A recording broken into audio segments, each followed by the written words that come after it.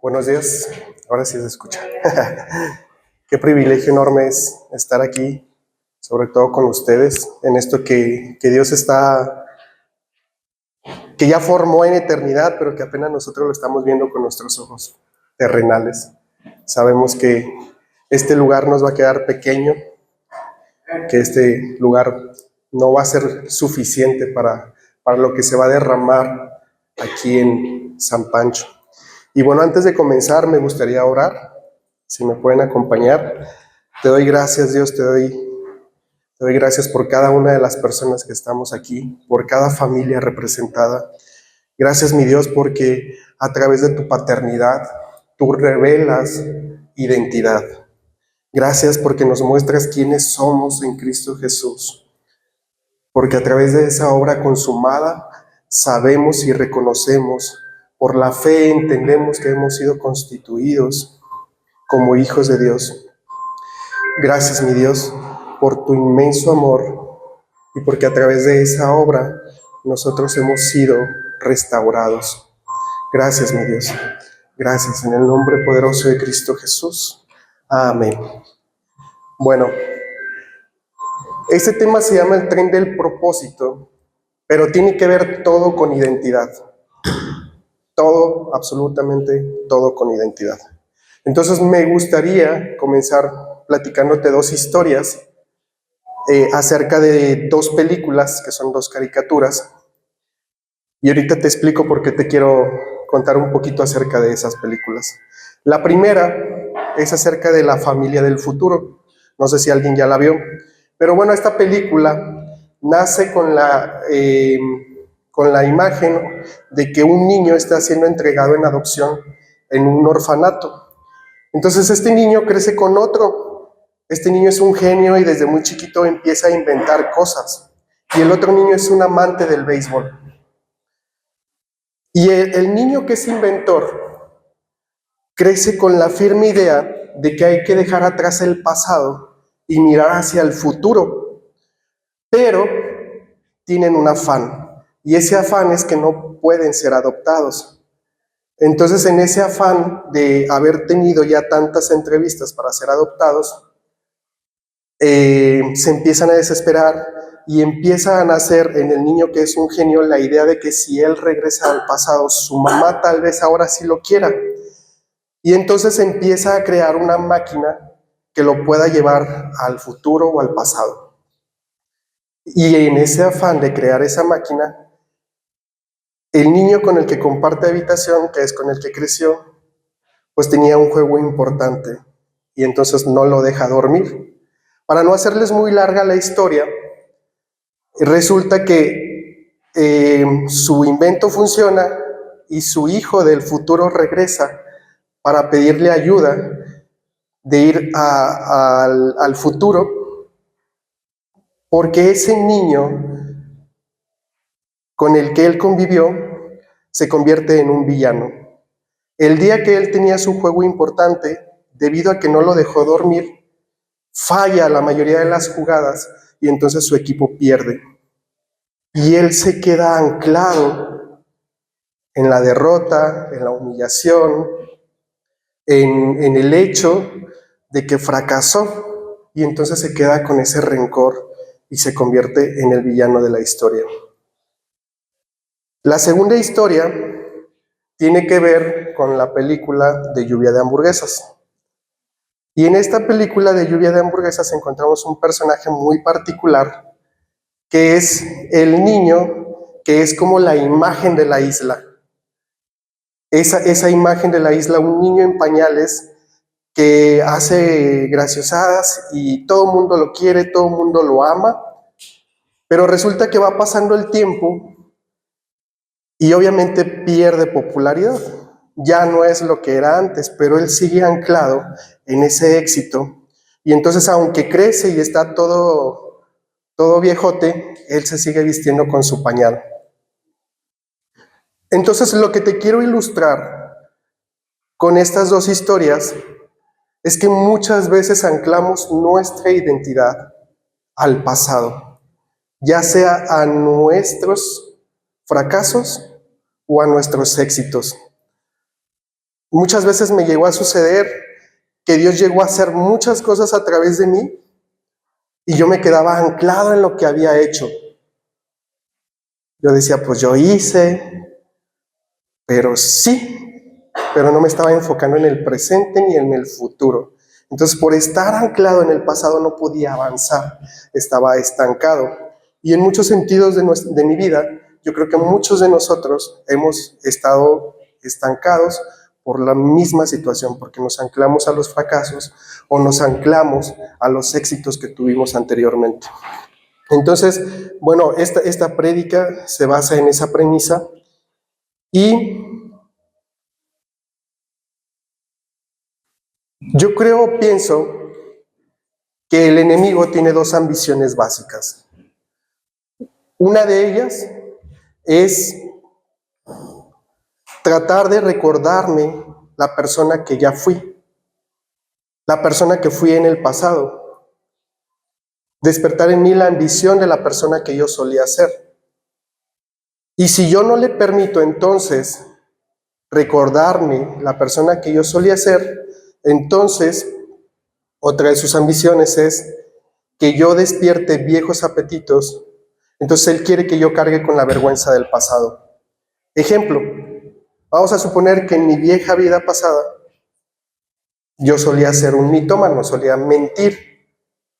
Entonces, como yo ya no le permito, debido a mi nueva naturaleza, a mi nueva criatura, a mi nueva creación, porque cuando Jesús fue crucificado y yo lo acepté, entonces también mi vieja naturaleza fue anclada en esa cruz. Entonces, si yo no le permito al enemigo recordarme esa vieja naturaleza, entonces lo que va a ser tratar de recordar y crear vergüenza a través de lo que yo fui. Entonces, si yo le permito esto, pues obviamente él va a tomar control de mi vida. Y entonces, cuando empezamos a creer ese tipo de mentiras, pues le damos poder al mentiroso. Cuando tú crees una mentira, le das poder al mentiroso. Y básicamente, el evangelio que predicamos es un evangelio que va siempre hacia adelante. La finalidad de ese evangelio es permanecer en Cristo. ¿Me ayudas con la siguiente diapositiva, amigo?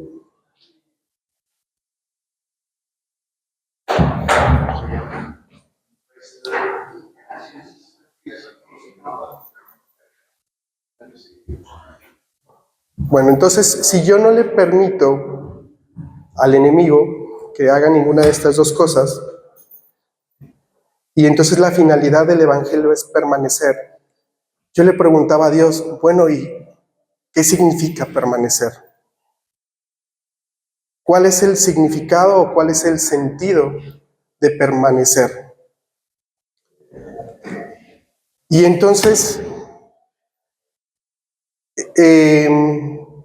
antes de continuar con esta idea que se está desarrollando en mi cabeza, Romanos 8:38 dice lo siguiente: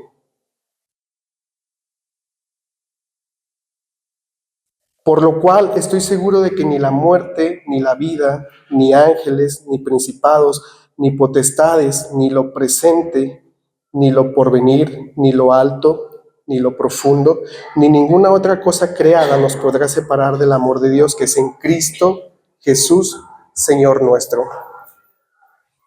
Cuando yo me puse a analizar este versículo, hacía falta algo, o sigue haciendo falta algo. Y dice, ni lo presente, ni lo porvenir. En este versículo, lo que hace falta es el pasado. Y no lo menciona porque nuestro pasado fue redimido, fue comprado a precio de sangre en la cruz. Entonces no tenemos autoridad de regresar al pasado a menos que sea para recordar la obra consumada de Jesús en la cruz. Si nosotros nos afanamos en regresar al pasado, pues entonces estamos allanando o estamos volviendo a algo que ya no nos pertenece. Es como si un abogado te llamara para decirte lo que te va a entregar en herencia. Y entonces te empieza a decir, la casa que está en el lago es tuya. La casa que está en la playa es tuya. La vida es tuya. La muerte es tuya. Pero al pasado ya no puedes regresar porque ese no es tuyo. Jesús lo compró. Y entonces ya no tenemos por qué regresar al pasado, ya no tenemos por qué anclarnos al pasado. Entonces, ¿qué significa realmente permanecer? Le das a la siguiente, amigo, por favor.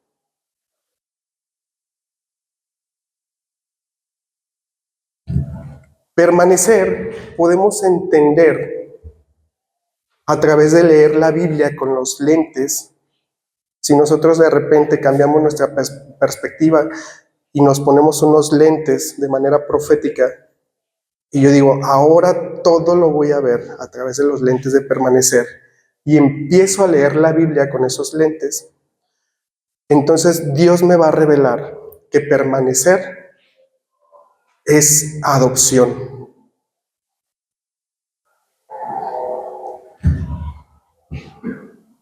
Dice Juan 15:4, dice que si nosotros permanecemos, bueno, lo voy a leer para no cambiarle nada.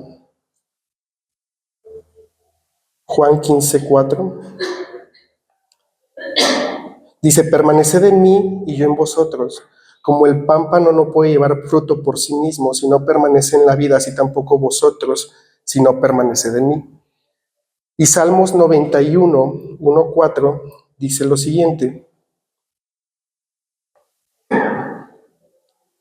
el que habita al abrigo del Altísimo morará bajo la sombra del Omnipotente.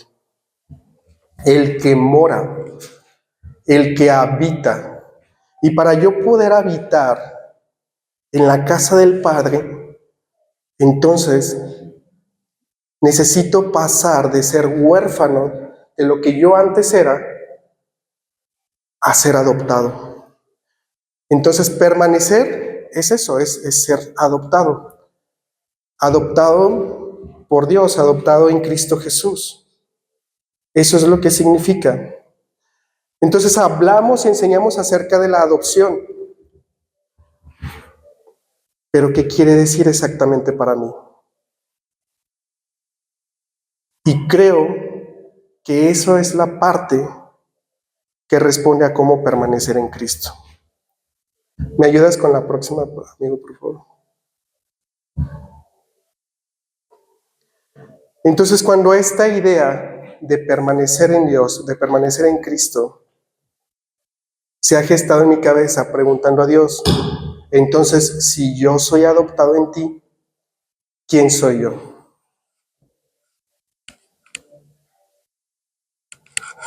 Y aquí viene algo que Dios me reveló a través de otra persona, pero que con el tiempo pude verlo a través de un sueño.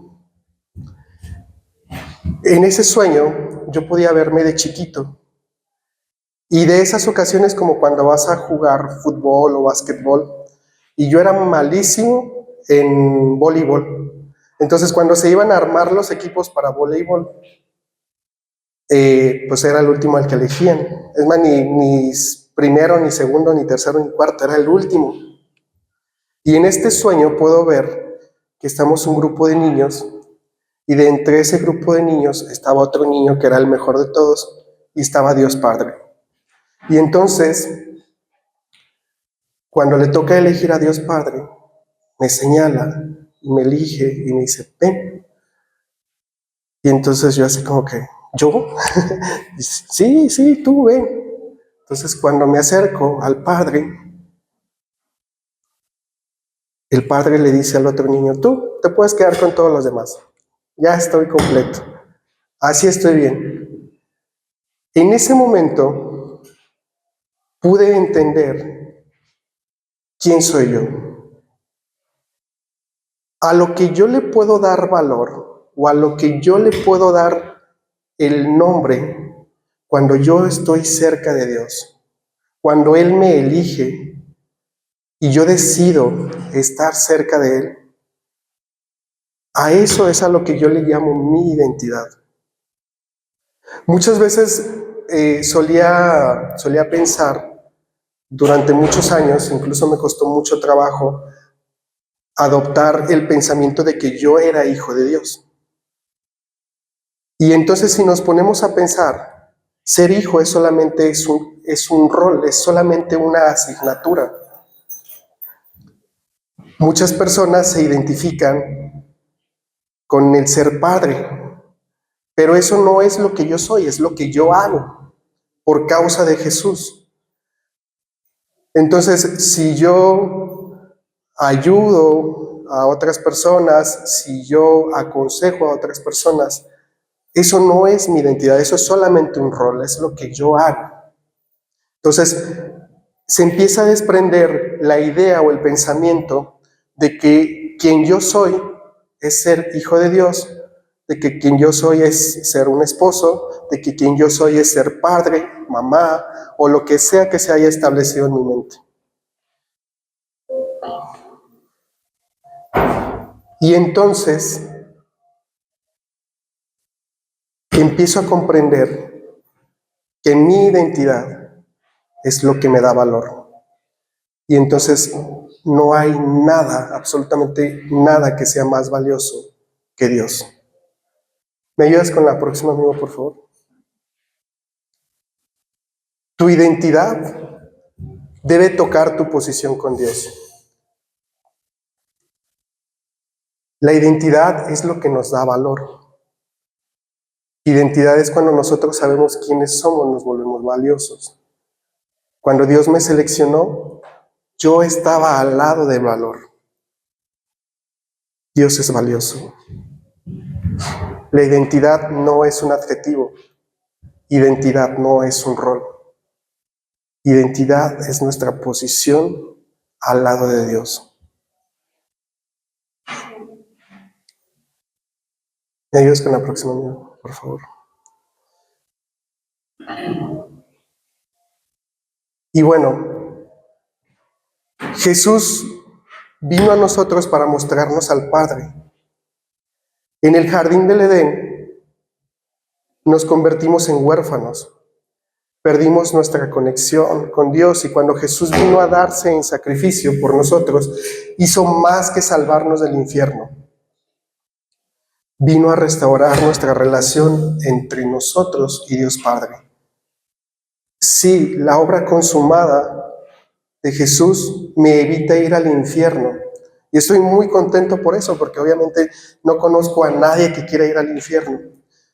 Pero lo que más me causa gozo en mi corazón es que debido a ese acto de amor, restaura mi conexión con Dios Padre, si yo así lo decido.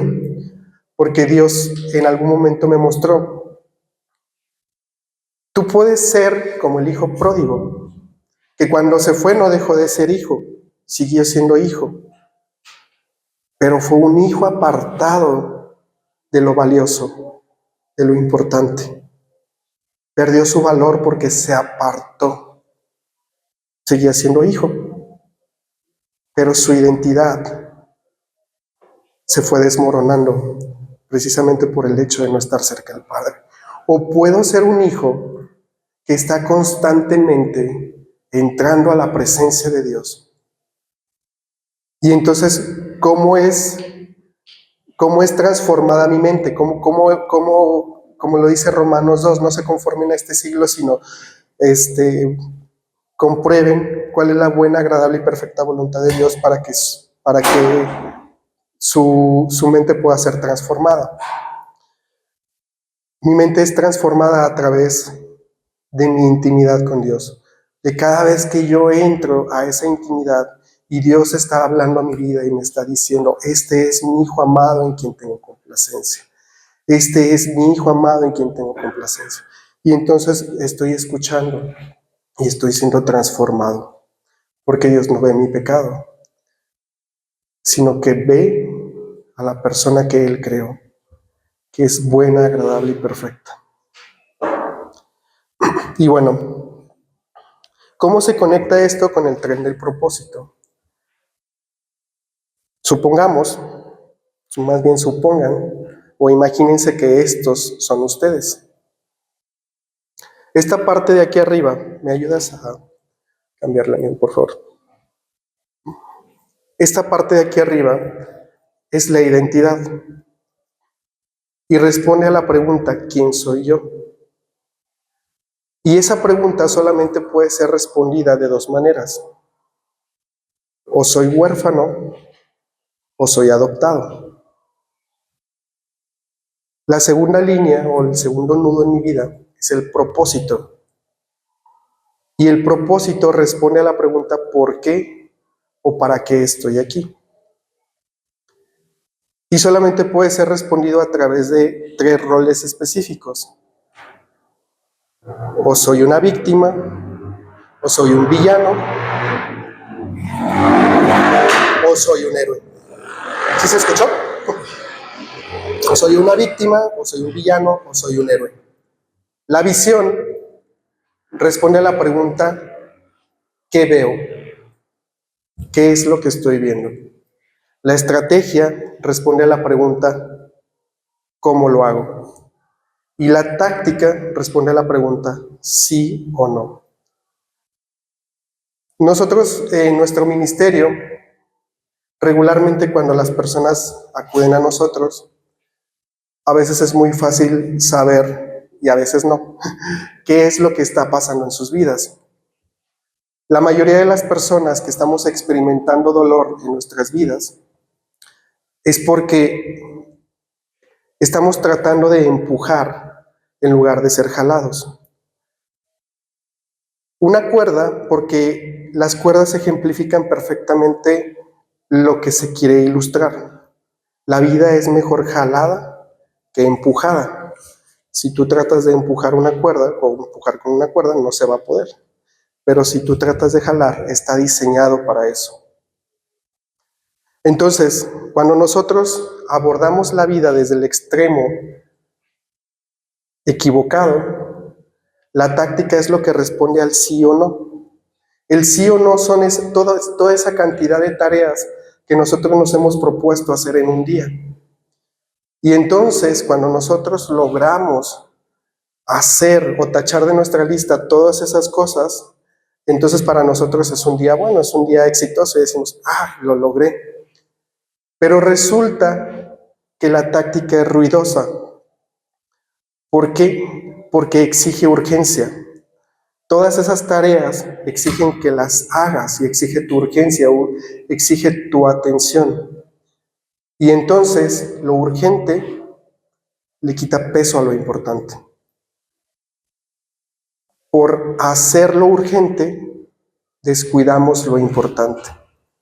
Y entonces la mayoría de las personas que estamos atoradas aquí experimentamos dolor porque estamos tratando de empujar. Y con esto no te quiero decir que hacer listas sea malo. O sea, mucha gente que le sirve hacer listas y es muy bueno porque te sirve para organizar. Pero es precisamente la estrategia la que te va a ayudar a saber cómo lo hago o qué es lo que realmente amerita mi prioridad. Entonces la estrategia me ayuda a ver prioridades. Entonces yo puedo estar acá y quizás brincar a este lado y ser una estrategia, ser un planeador. Pero aún así, si yo estoy tratando de empujar la vida a través de estar planeando todo, en algún momento me puedo cansar. ¿Cómo quito ese dolor? Pues entonces jalo a través de la visión. Y la visión me lleva a ver al futuro. La visión es lo que yo veo. Ok, yo quiero que en esta congregación sea en el cielo, en la tierra como en el cielo. Y entonces la estrategia me va a decir cómo lo hago. Y me va a decir qué sí hacer y qué no hacer. Pero eso es solamente una visión de lo que yo quiero, de lo que yo deseo. Porque si no tengo claro mi propósito y mi identidad, entonces voy a estar descarrilado. Puede ser que yo tenga la visión de que sea en la tierra como en el cielo, pero estoy guiado por un pensamiento de víctima o de villano. ¿Cómo puedo saber yo en qué posición estoy anclado? ¿O por qué o para qué estoy aquí? Yo lo descubrí a través de la oración. Entonces, cuando yo me hincaba y yo oraba y no veía respuestas a mis oraciones, entonces yo me daba cuenta que no estaba orando, me estaba quejando. Pero al principio no era queja, era súplica. Esa súplica en una posición de victimismo es porque no pasan las cosas, porque no suceden si yo estoy haciendo bien, si yo esto. Y entonces es más fácil echarle la culpa a otro. Es que tú, Dios, no me quieres dar lo que yo te estoy pidiendo. Y entonces un victimista empieza a culpar, empieza a señalar. Y es más fácil para él esconderse que hacerse responsable de lo que está sucediendo en su vida. Una persona que es víctima, entonces empieza como yo. La última etapa de mi vida fue, Dios, ¿por qué me pasa todo esto? Si yo hago, si yo digo, si yo... Había pasado de ser una víctima a ser un villano. En mi manera de orar, yo me empecé a dar cuenta que yo era un villano. Porque entonces la víctima y el villano son caras de la misma moneda, solamente que la víctima es una persona sin poder y el villano es una persona con poder, pero un poder mal enfocado. Y entonces es si yo hago, si yo digo, si yo voy y te sirvo, ¿por qué me pasan estas cosas? Ya me había convertido en un villano. Ya no estaba yendo a orar para obtener respuestas, estaba yendo a orar para quejarme. Entonces, si tú has ido a orar y te has dado cuenta que no has tenido respuesta a tus oraciones, es porque quizás estás en una de estas dos posiciones, en una posición de víctima o en una posición de villano. Pero el héroe es una contraparte de todo esto. Y entonces la misma Biblia, Pablo nos da una guía, no recuerdo exactamente, creo que es en Filipenses, y dice, acérquense con acción de gracias. Y entonces, cuando cambia tu manera de pensar, cuando cambia tu manera de orar, y entonces tú te acercas a esa oración y en medio de la adversidad empiezas a dar gracias, Dios te está preparando para recibir tu bendición. Fue muy fuerte para mí porque ahora que nos acompañaron a Monterrey, fuimos a Monterrey, Dios me golpeó duro a través de la palabra con una frase que dice, si Dios habita en medio de tu alabanza, ¿quién habita en medio de tu queja? Fue muy fuerte para mí y no paraba de llorar porque de verdad a veces se nos olvida que en medio de las circunstancias Dios sigue estando ahí. Dios no se aparta. Dios no se va, en ningún momento se aparta. Quienes nos apartamos somos nosotros y entonces perdemos ese valor del que Dios tanto me hablaba. Entonces, a veces es muy fácil separarnos de la presencia de Dios. Para profundizar un poquito más en esta parte del propósito y para ya tratar de dejarlo muy claro e ir cerrando. En el último Embajadores es una escuela de enseñanza en la congregación de Restaurando tu Vida. Y hay un día que le llamamos día profético. En ese día profético nos invitan a darle palabra que venga de parte de Dios a las personas para impulsar su futuro, para despertar en ellos y poder reconocer el logro que hay dentro de ellos. La palabra profética se trata acerca de que nosotros podamos ver el oro que hay en las personas. La basura cualquier persona la puede ver, es evidente, pero el oro que está escondido en las demás personas, eso solamente se muestra a través de la revelación de Dios. Y entonces al finalizar ya este ejercicio, el pastor nos puso enfrente de todos los estudiantes y en un momento en el que podíamos nosotros externar alguna cosa, Dios me dice, pregúntales a todos cuántos de ellos vienen buscando propósito. Ya, pues pregunto, ¿no? ¿Cuántos de ustedes vienen buscando propósito? Todos, el 100%. Y entonces me dice Dios, diles lo siguiente. Lo que ustedes necesitan no es encontrar propósito. Lo que ustedes necesitan es encontrar identidad. El mundo nos ha enseñado que tenemos que hacer para ser, pero en el reino somos primero y luego hacemos. Ejemplo, Dios me puede decir a mí, Gamael, tu propósito, y está escrito en la Biblia, y puedo creerlo o no creerlo, puedo creer que es una promesa para mí o que no lo es, pero ahí está claramente escrito que dice que mayores cosas que las que Él hizo, mayores cosas que las que Él hizo nosotros haremos. Y entonces yo puedo decir, ok, estoy diseñado para ir y orar por las personas y los enfermos sanarán. Ese es mi propósito. Pero si yo voy sin la identidad correcta, entonces voy a empezar a orar por las personas y cuando las personas no oren, entonces me voy a decepcionar. Voy a decir, pues es que Dios no quiso actuar a través de mí y voy a volver a esa mentalidad victimista. Dios no quiso y le voy a echar la culpa a Dios. Cuando realmente Dios siempre quiere, su respuesta es sí. Entonces, si yo me vuelvo a acercar y vuelvo a orar por otra persona y esta persona no vuelve a sanar, pues entonces va a empezar quizás a surgir un pensamiento erróneo o un sentimiento erróneo dentro de mí. Y me llegó a pasar, sí sucedió.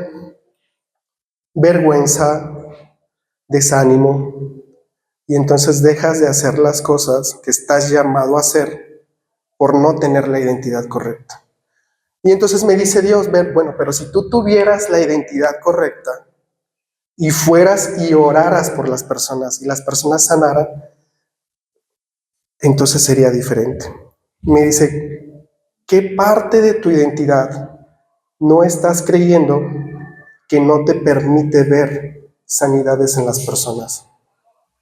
Y yo, no, pues no sé, le digo, pues que no lo hago yo. Me dice, bueno, sí, eso es importante, no lo haces tú, lo hago yo. Pero lo que tú necesitas saber, primero que nada, para poder ir y orar por las personas, es que eres ungido. Esa unción es el poder de Cristo habitando en ti.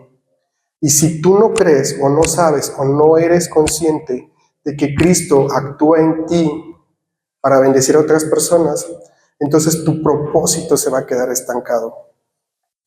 No vas a poder caminar en tu propósito a falta de estar bien afianzado en tu identidad. Por eso es que para mí y para nosotros cuando escuchamos esta herramienta fue tan importante. ¿Me ayudas a la siguiente, amigo, por favor? ¿Por qué es tan importante el tren del propósito? Porque es una herramienta que se puede utilizar en múltiples áreas: personal, finanzas, matrimonio, familia, ministerio, iglesia, y ayuda a enfocar la atención a lo realmente esencial e importante. Es a buscar siempre estar pegado a Dios, estar escuchando constantemente, Dios, ¿qué hago en esta situación? Dios, yo no puedo, te necesito. Y aún así, créanmelo, seguimos trabajando en muchas de estas cosas, porque de repente en ese diario vivir, en esa urgencia de hacer cosas, de pagar cuentas, de llevar a los niños, de estar bien, se nos olvida que realmente lo importante y lo esencial es la intimidad. Estar intimando en todo momento y estar escuchando lo que Dios dice acerca de mí. Con esto quiero terminar, amigos.